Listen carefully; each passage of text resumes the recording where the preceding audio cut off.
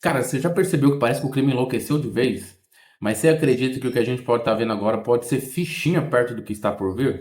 Por que que eu te falo isso? A NOAA, que é a Agência Oficial de Monitoramento do Clima e Oceanos dos Estados Unidos, soltou um alerta muito importante para a gente, engenheiro agrônomo, produtor ou entusiastas do agro.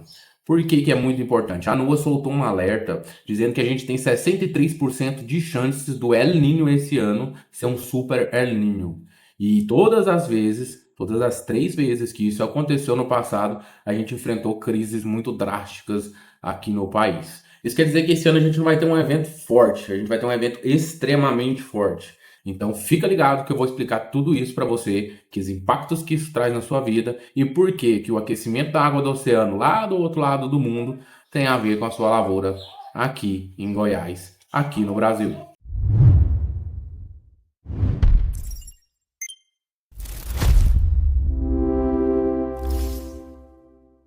Fala, meus amigos, tudo bom? Bruno aqui, engenheiro agrônomo. Hoje o papo é reto e exige máxima atenção, então fica ligado que a gente vai entender o que é esse fenômeno do El Niño e por que ele pode impactar diretamente a sua pequena lavoura, bem distante desse fenômeno. A gente sempre escuta falar todos os anos em telejornais de El Niño, El Niño. Esse El Niño nada mais é do que o superaquecimento da água do Oceano Pacífico. Entenda, o oceano ele é muito grande, muito extenso e as suas águas tendem a manter uma estabilidade na temperatura. Quando a temperatura dessas águas aumentam, a gente tem um fenômeno que acontece o seguinte: a distribuição de ventos em todo o planeta ela fica desorganizada. E esse ano a gente teve um alerta do NOAA que 63% de chances desse El Niño ser um super El Niño. O que isso quer dizer? Que a água está subindo a temperatura acima da média histórica. E isso pode trazer grandes impactos aqui para a gente. Quando essa água sobe, esse vapor de água, a distribuição dos ventos ficam diferente. E o que acontece? A gente tem muita chuva em locais que não era para chover. A gente tem seca em locais que era para estar chovendo.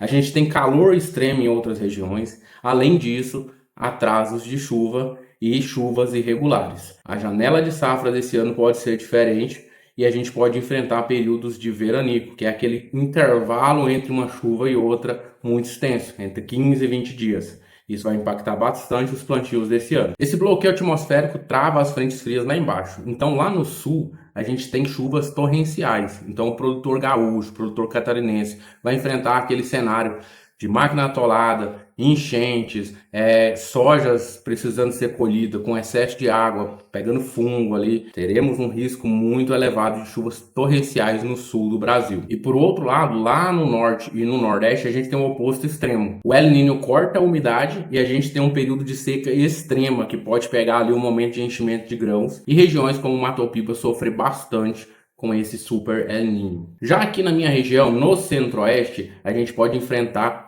a famosa corda bamba. O que seria essa corda bamba? São chuvas esparsas, ou seja, ao mesmo tempo que chove aqui, não chove na fazenda do meu vizinho. Além disso, a gente pode enfrentar períodos de veranicos, né? Ou seja, aquele intervalo longo entre uma chuva e outra, de 15 até 30 dias, além do retardamento do início das chuvas e as temperaturas estouradas. A gente pode ter temperaturas aqui chegando próximo aos 40 graus.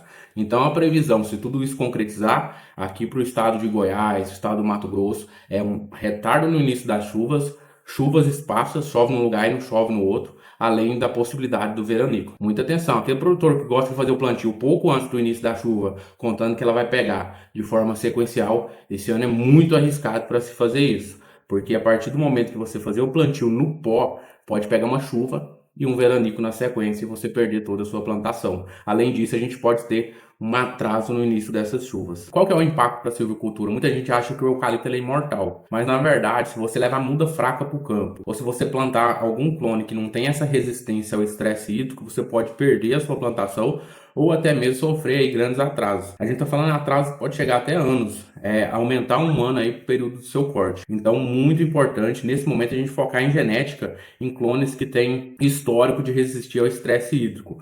Um 44, por exemplo, ele é um urofila que tem esse histórico. Muitas empresas estão querendo fugir dele, porque a gente já tem uma vasta plantação dele aqui no Brasil, inclusive ele é o mais plantado em todo o território nacional. Então, por isso, para ter uma variabilidade genética, as empresas estão procurando fugir um pouco desse clone, principalmente agora no ano 2026 e no ano 2027. Mas pensando nessa situação de El Niño extra forte, a gente pode pensar no 144 como uma saída, principalmente nesse período de agora. E depois a gente volta a pensar lá na variabilidade genética, introduzir novos clones para a gente não ficar tão na mão só do AEC 144. De forma geral, como que a gente tem que fazer enquanto produtor, enquanto engenheiro agrônomo, para a gente se precaver desse clima? A gente não controla o clima, a gente não controla o oceano, a gente só controla a nossa lavoura. O que que a gente pode fazer para a gente estar se prevenindo desse super El Niño? A primeira coisa que a gente tem que fazer é a construção do nosso perfil de solo. A gente precisa de solos mais fundos, então solo compactado não vai ser uma boa para esse período.